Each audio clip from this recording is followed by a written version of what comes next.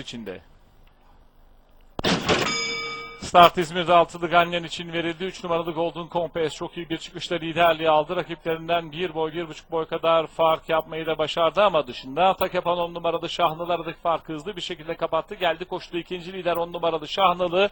Onun da dışına doğru 4 numaralı Dotato atak yaptı. Bu iki safkan önde 10 numaralı Şahnalı 1000 metre start yeri geçirirken liderliği vermedi. Farkı yeniden 1 boy kadar çıkarmaya çalışıyor.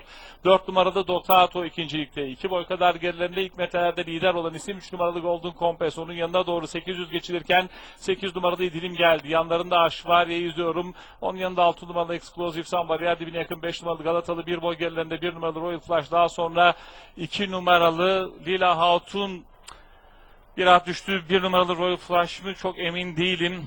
Atın biri düştü. Düzlüğe çıktık.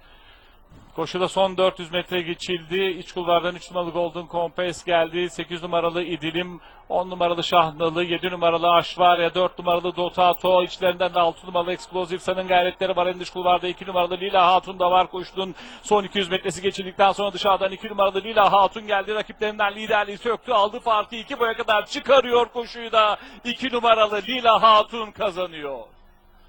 3 numaralı Golden Compass ve 7 numaralı Aşvarya arasındaki ikincilik kararı varış hakemlerine kaldı. 4 numaralı Dotato koşudan 4. olarak ayrıldı sayın yarışseverler.